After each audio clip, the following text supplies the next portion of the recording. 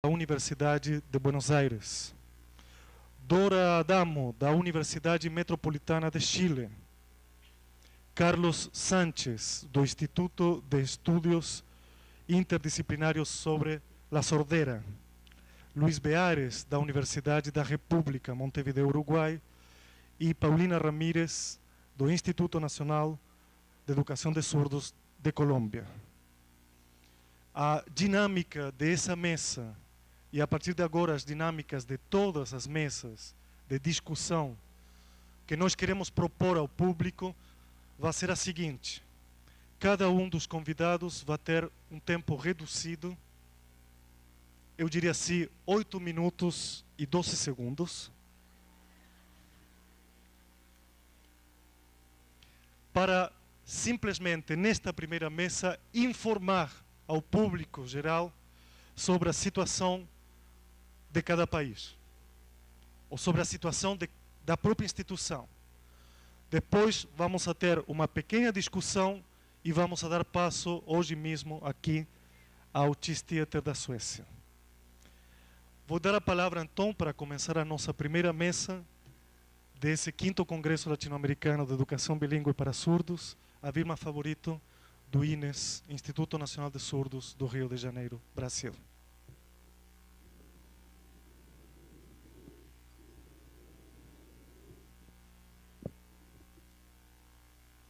Boa noite a todos. Em primeiro lugar, gostaria de agradecer ao professor Carlos Scliar pela oportunidade que me dá de aqui poder prestar o meu depoimento sobre a experiência recente do Instituto Nacional de Educação de Surdos no Rio de Janeiro, Brasil, e gostaria de fazer uma pequena ressalva. Embora vá falar sobre essa experiência, eu não estou aqui falando em nome da instituição.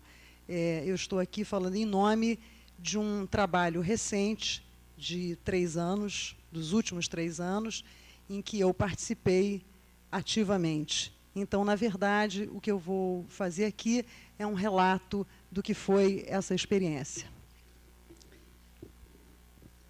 A história que vou lhes narrar tem 3 começos ou 3 diferentes modos de produzir encontros nada casuais. A história é breve, porque circunscreve-se a um período de quase 3 anos, mas é densa, porque emerge em uma instituição secular e emblemática da história da educação de surdos no Brasil, o Instituto Nacional de Educação de Surdos, fundado em 1857, no Rio de Janeiro. O primeiro começo, a partir de maio de 1996, confunde-se com o término de um curso de mestrado ao qual fui levada pelas inúmeras e instigantes indagações que me provocaram meus alunos surdos adultos em minhas frustradas tentativas de lhes ensinar português. E aí permitam-me um rápido flashback. Até 1988, todo o meu percurso como professora de português esteve pautado na busca de fundamentos e estratégias para um bom ensino de português como a língua materna dos meus alunos ouvintes. Neste ano de 88, sem que eu pudesse prever, a escola estadual em que eu trabalhava recebeu cerca de 35 adultos surdos que desejavam cursar o 2º grau. No Rio de Janeiro, não havia uma única escola regular de 2º grau que se dispusesse a compor uma classe de surdos. Estes deveriam e ainda têm que se contentar em estudar dispersos nas diferentes turmas regulares.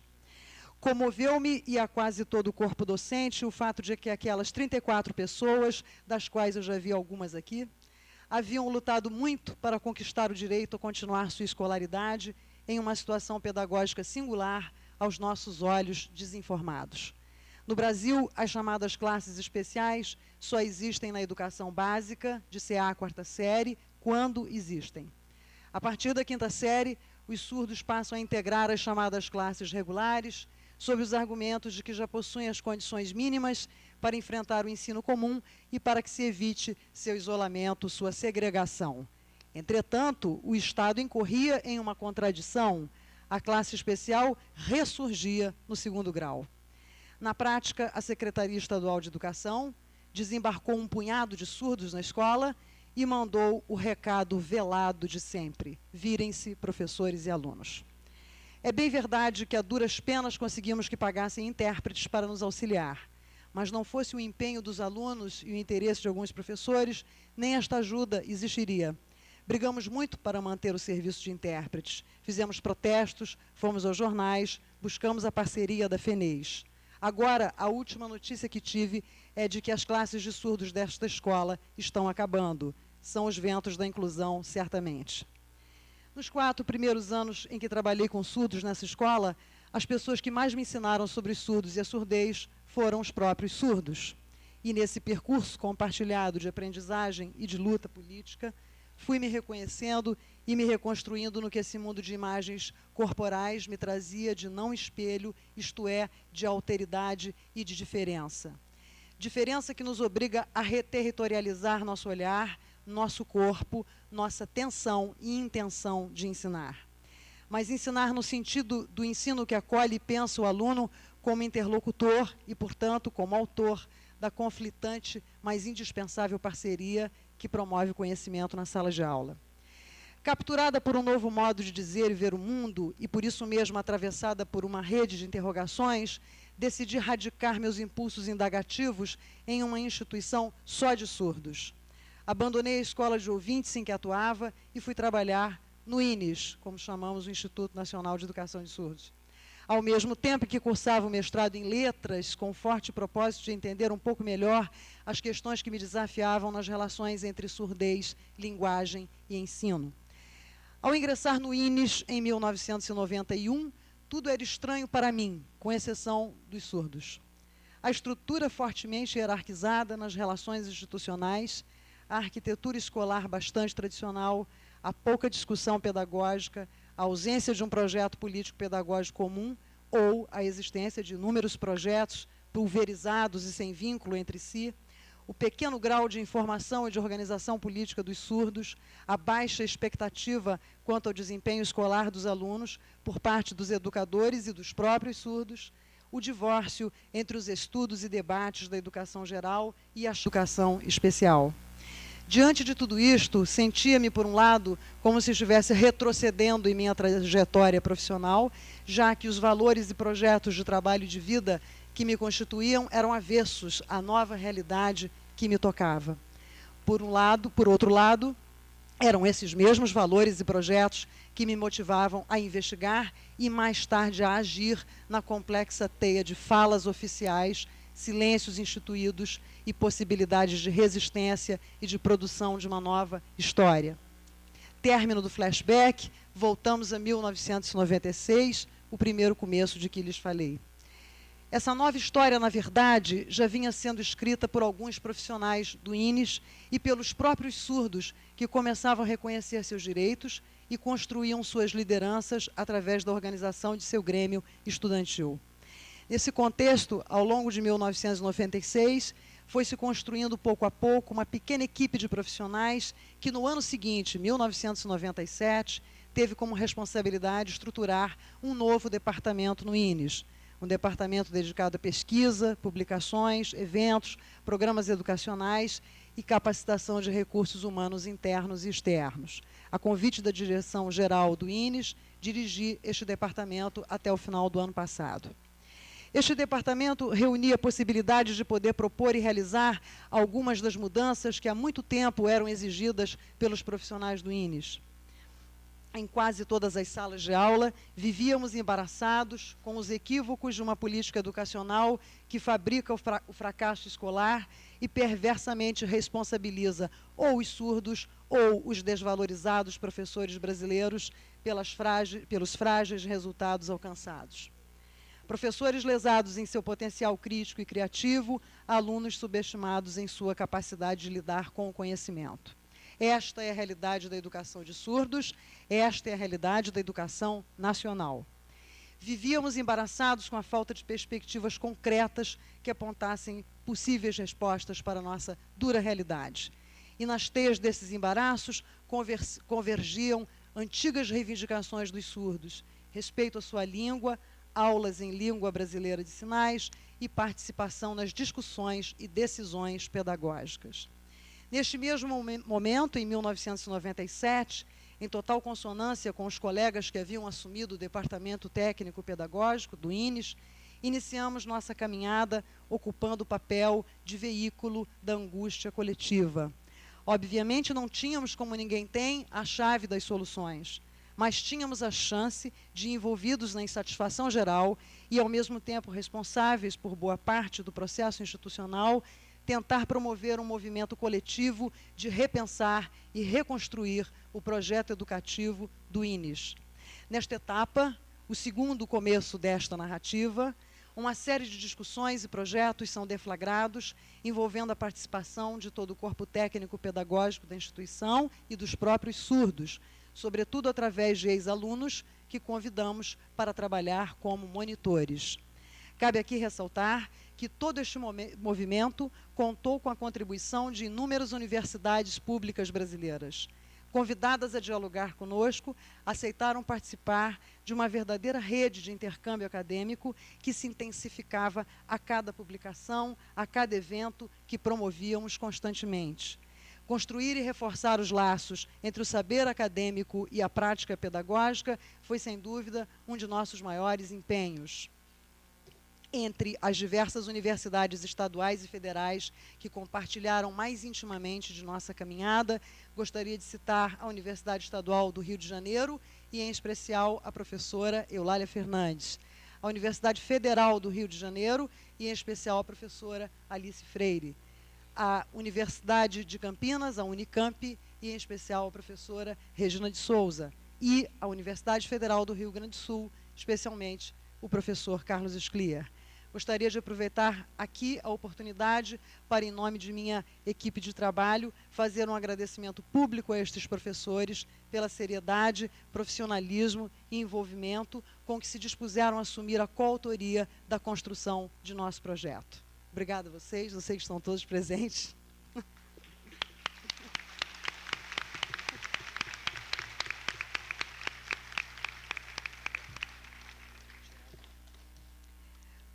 Nestes 2 últimos anos, 1997 e 1998, podemos resumir assim as atitudes e iniciativas. O INES começa a reconstruir seu projeto político-pedagógico, sendo um de seus eixos norteadores a elaboração de uma política linguística para a instituição.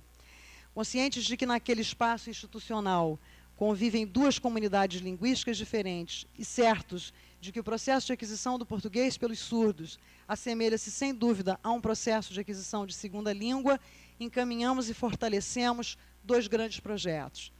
O primeiro projeto, o projeto de monitoria, como chamamos. Algumas atividades das principais eu elenquei, que pertencem a esse projeto. Na pré-escola, dentro desse projeto, demos prosseguimento a um projeto piloto em parceria com a Universidade Estadual do Rio de Janeiro, sob a orientação da professora Eulália Fernandes, em que 2 surdos adultos, em 2 salas de aula, atuam em conjunto com os professores para promover a aquisição natural de língua brasileira de sinais e eles próprios, monitores, tomam parte do planejamento pedagógico. Nas bibliotecas infantil e juvenil, monitores surdos contam histórias em libras. No segmento de CA, 4ª série da educação de jovens e adultos, um monitor surdo auxilia os professores na transmissão de conteúdos e também promove a aquisição de libras, já que muitos adultos chegam ao INES com conhecimentos rudimentares de ambas as línguas. E nas equipes pedagógicas de toda a escola, um monitor surdo desempenha o papel de consultor de língua de sinais em encontros semanais. O segundo projeto, elaboração de currículo e metodologia de ensino de português como segunda língua, com a assessoria da professora da Universidade Federal do Rio de Janeiro, Alice Freire. Os professores de português, há algum tempo, vinham problematizando o seu trabalho e, por iniciativa própria, reagruparam os alunos por níveis de domínio do português a partir da 5ª série, na tentativa de romper com o ensino em séries do português e aproximá-lo desta nova perspectiva de trabalho. Nesta abordagem, é enfatizada a importância da primeira língua, Libras, como condição necessária para que o aprendiz levante hipóteses sobre a segunda língua e como meio de instrução que possibilite a prática de construção do conhecimento entre alunos e professores. Este projeto, ao mesmo tempo em que vem se implantando, tem sido objeto de pesquisa dos próprios professores em uma perspectiva de pesquisação. Ao lado dessas atividades que visavam a elaboração de uma política linguística da instituição, promovemos nos encontros semanais dos orientadores pedagógicos da escola os chamados centros de estudos. Estes eram espaços de reflexão dedicados, sobretudo, à elaboração coletiva de nosso projeto político-pedagógico, cujo objeto prioritário foi a questão do currículo. Sem abandonar as especificidades dos surdos, vínhamos nos servindo de referenciais teóricos da educação geral, tais como a teoria crítica do currículo e os estudos culturais da educação. Quanto a esta segunda vertente, contamos com a assessoria do professor Carlos Scliar, que durante todo o ano passado orientou as discussões da equipe pedagógica da escola. Sua marcante participação renovou nosso debate, abrindo questões incômodas e necessárias, tais como mecanismos de poder e saber nas relações ouvintes e surdos, a burocratização da língua de sinais, as diferentes representações sobre a surdez e os surdos nos discursos e práticas pedagógicas, a lógica binária e perversa da inclusão e exclusão, a ouvintização da pedagogia e dos educadores de surdos, os diversos tipos de multiculturalismo em relação aos diferentes enfoques da educação bilíngue, a surdez como diferença e como experiência visual. Todo esse movimento de busca, de reconstrução, de produção de novos caminhos, de novas propostas para as demandas internas da instituição, foi gestado em coautoria com os técnicos, docentes e educadores surdos. Foi um processo democrático que passou pela escolha compartilhada de consultorias, leituras de muitos textos, debates em pequenos grupos e discussões coletivas que fizeram emergir receios, dúvidas, divergências e afinidades. O ponto de culminância foi a redação conjunta dos princípios norteadores do projeto político-pedagógico do INES, síntese de todo esse percurso em que todos puderam discutir seus pontos de vista e seus anseios. Considerado centro de referência nacional na área da surdez, o INES imprimiu em nossa gestão um grande esforço para coletivizar as questões centrais de todo esse movimento com outros profissionais que atuam com surdos e com outras pessoas surdas de outras instituições. Assim, na principal publicação do INES, a revista Espaço, que em nossa gestão produzimos 6 números, promovemos intensamente o debate em torno do currículo e da educação bilíngue para surdos. Também aproximamos especialistas da educação geral para, com isso, tentar inserir os educadores de surdos nas grandes discussões da educação. Nossos 3 seminários nacionais registraram uma fortíssima demanda por um novo paradigma para a educação de surdos, na medida em que cerca de 1.500 professores, apesar das longas distâncias e da falta de recursos, deslocaram-se de todos os estados deste país para participarem de discussões em torno de questões como primeira língua, segunda língua, identidade, educação bilíngue, currículo, cultura, direito à diferença e cidadania. Corroborando essa demanda, praticamente todos os pedidos de assistência técnica que recebemos, notadamente das regiões Norte e Nordeste, solicitavam auxílio para a construção ou fortalecimento de projetos de educação bilíngue para surdos. Creio que, a partir de toda essa experiência, podemos afirmar que a educação de surdos no Brasil vive um verdadeiro paradoxo. Por um lado, surdos e educadores surdos e ouvintes cada vez mais buscam estudos, pesquisas e experiências pedagógicas que tomam por base a surdez como diferença. Por outro lado, convivemos com a política governamental da educação inclusiva, que desestimula as classes e escolas de surdos, com o argumento que segue a lógica da igualdade social, como se a escola devesse ser a mesma para todos. Seria ingênuo acreditar que o respeito à diferença passa apenas pela convivência física entre os ditos normais e os chamados portadores de necessidades educativas especiais, como são nomeados no discurso oficial. Em nome da democratização do acesso à educação, o mesmo sistema que marginaliza, agora convida, promete acolher, desde que todos se sintam iguais, desde que apaguem-se as diferenças. Dentro de nossas classes abarrotadas de alunos, em condições extremamente desfavoráveis de trabalho, de que modo serão atendidas as necessidades específicas dos surdos? No projeto de educação inclusiva, admite-se que há necessidades especiais, no entanto, estas devem se embaçar em um todo indiferenciado. Muito se tem contra-argumentado e a própria realidade tem se imposto. Entretanto, o dilema é cada vez mais profundo, na medida em que a força do poder estatal, instituidor da política inclusiva, não se convence apenas com argumentos acadêmicos. É preciso que a própria comunidade de surdos tome suas próprias posições e garanta a necessária interlocução entre os que decidem e os que sofrem as decisões. E, para finalizar, chegamos ao presente, que é o nosso terceiro começo.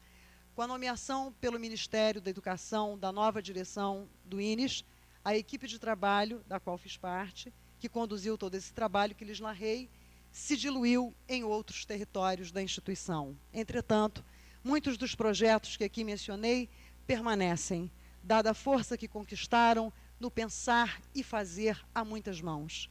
Porque foram estas mesmas e muitas mãos que registraram no voto a escolha por esses novos caminhos, dando a este projeto a vitória nas urnas. E a estas mãos, muitas outras se somaram sob a forma de inúmeras cartas de apoio político e acadêmico remetidas ao Ministério da Educação.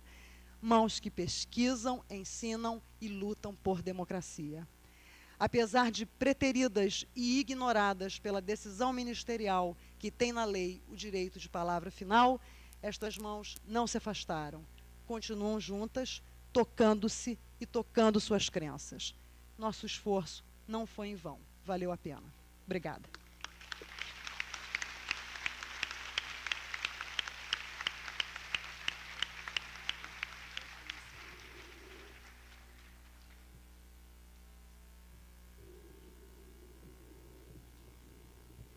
Muito obrigado, Vilma.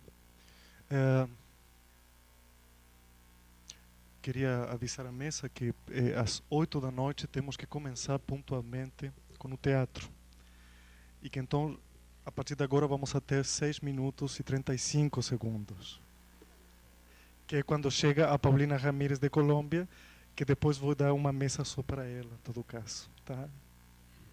Apresento a Silvana Weinberg, da Universidade de Buenos Aires. Bueno, en 6 minutos voy a tratar de sintetizar cuál es la situación de la educación de los sordos en Argentina. Argentina es un país muy grande, entonces hablar de Argentina realmente es muy difícil y sintetizar todo lo que está pasando en la educación en Argentina también es muy difícil. De todas maneras, comparando la situación de ahora con la situación que fue planteada en el año 97 en el Congreso de Colombia, creo que estamos yendo por un buen camino y me gustaría empezar esta charla diciéndoles que hay muchas cosas positivas dentro de la educación de la Argentina, de la educación de los niños sordos en Argentina en este momento, y voy a tratar de focalizar sobre esos aspectos que sí han cambiado. Es interesante que digamos que las iniciativas personales difieren enormemente de las políticas educativas en Argentina, y los cambios que han sucedido durante estos años tienen que ver más con iniciativas de personas y de grupos de personas que con cambios realmente de las estructuras políticas educativas. Entonces, basándonos en ese hecho, es difícil también decir, bueno, esto es un cambio profundo y este es un cambio que va a ser rápido, pero hay un cambio profundo, sí, en la conciencia y en la concientización de muchos individuos que han tomado iniciativas en diferentes lugares del país. Los cambios tienen que ver con la inclusión de la lengua de señas en muchas escuelas de la República Argentina, muchas escuelas de la capital y del Gran Buenos Aires, por iniciativa de los propios maestros y de algunos directores, no por políticas educativas. Inclusive muchas de estas escuelas han tomado estas iniciativas en contra de las políticas educativas y luchando en contra del sistema educativo de la Argentina. Las personas y los docentes se han acercado a los municipios de cada uno de los diferentes lugares del país y han promovido de esta manera cursos de lengua de señas para la población general, han promovido charlas de especialistas que están dando dentro de las universidades, dentro de los municipios, a los docentes de niños sordos.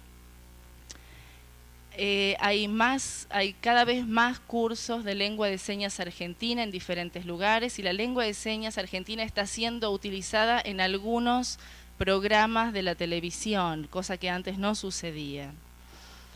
Y en algunas provincias, porque Argentina tiene políticas diferentes en cada una de las provincias, y en muchas de estas provincias también han habido cambios que tienen que ver con iniciativas, siempre con iniciativas personales y no con cambios de estructuras políticas.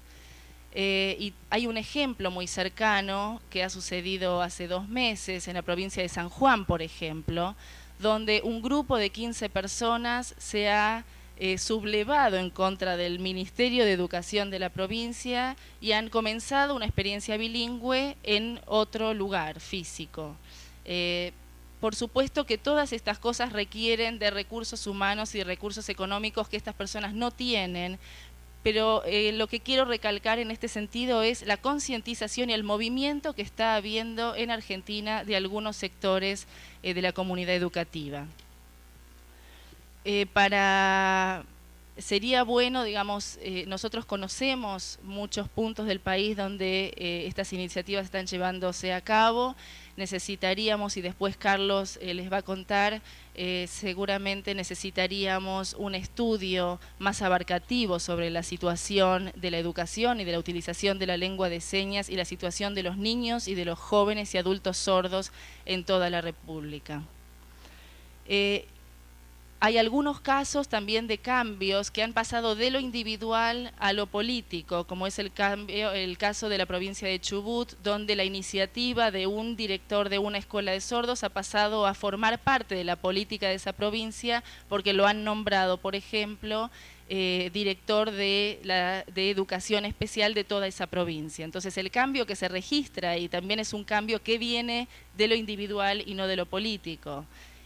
Existen cambios en el profesorado de educación especial, que es el instituto que forma a los docentes de los niños sordos, donde al cambiar también la dirección del instituto ha cambiado la perspectiva y ha cambiado también el futuro de la formación de los docentes. La situación legal de la lengua de señas y de la educación de los sordos también ha dado un paso hacia adelante, y en muchos sentidos agradezco a todos los presentes porque han apoyado, muchos de ustedes en Portugal, una ley de oficialización de la lengua de señas argentina y de la implementación de la educación bilingüe en toda la República Argentina, y esta ley ha sido aprobada en la Cámara de Diputados de la Nación y está siendo sometida a revisión en la Cámara de Senadores. Y me parece que el cambio más profundo que puedo recalcar en nuestro país es la participación y el compromiso que están teniendo todas las personas sordas en los diferentes puntos del país, que es realmente lo que está llevando también a un verdadero cambio. Los sordos están participando de las reuniones, están participando de las decisiones, están formando grupos que se incluyen dentro de la educación, dentro de grupos religiosos, dentro de los congresos. Se ha formado un centro de estudiantes sordos, se ha formado un grupo de líderes sordos que está recorriendo la República Argentina, y me parece que esto también es algo que hay que registrar